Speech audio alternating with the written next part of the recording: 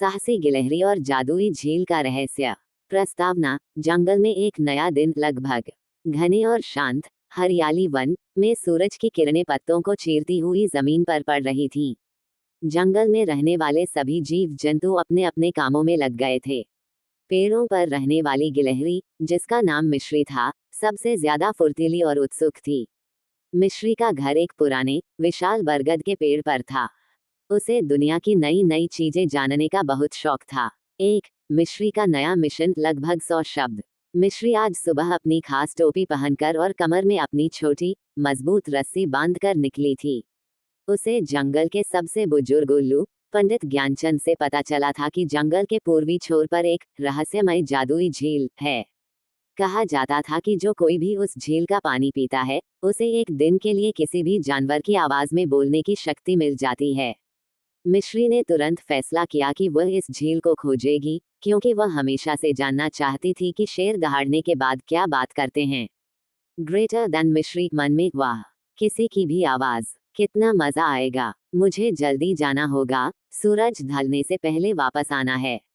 Greater than scene 2, खतरे का रास्ता, कंटीली झाड़ियों का जाल, लगभग 150 शब्द।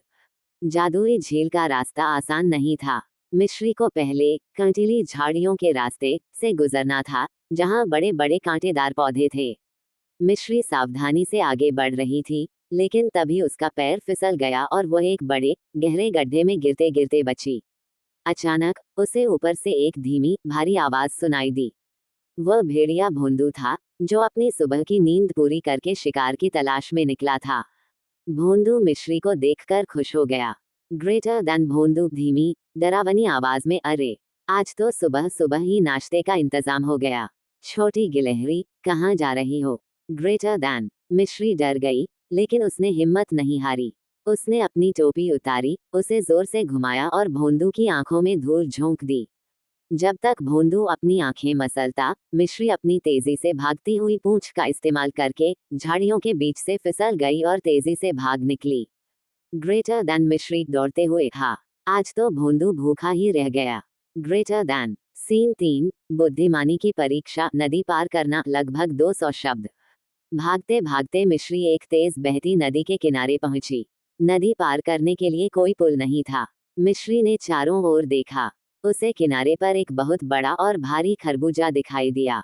वह समझ गई कि यह प्रकृति का एक संकेत है।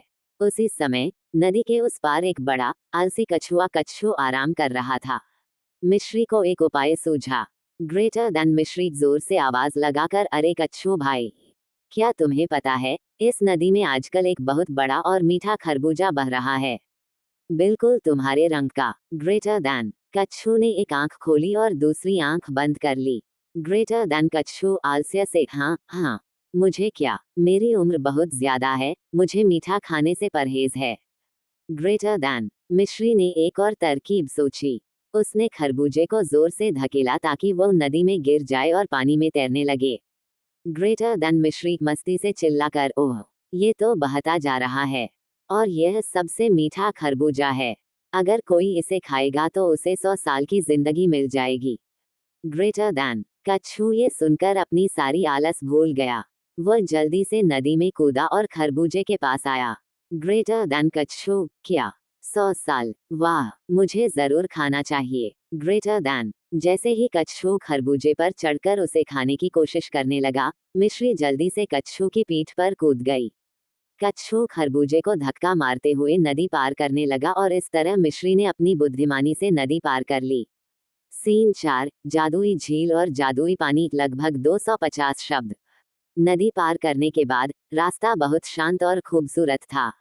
मिश्री ने देखा कि जंगल की हरियाली और गहरी हो गई थी और हवा में एक मीठी सी महक आ रही थी। थोड़ी देर चलने के बाद उसने एक चमकती हुई झील देखी। ये जादुई झील थी। उसका पानी हल्का नीला था और उसमें से छोटे छोटे तारे चमक रहे थे। झील के बीचों बीच एक बड़ा गोल पत्थर था। मिश्री पत्थर पर चढ़कर झील के पानी के पास पहुंची। उसका दिल तेजी से धड़क रहा था। उसने अपने छोटे हाथों से पानी लिया और अपनी आंखें बंद करके पी लिया। जैसे ही पानी उसके गले से नीचे उतरा, उसे लगा जैसे उसके अंदर बिजली दौड़ गई हो। उसकी छोटी फुर्तीली पूंछ खुशी से हिलने लगी।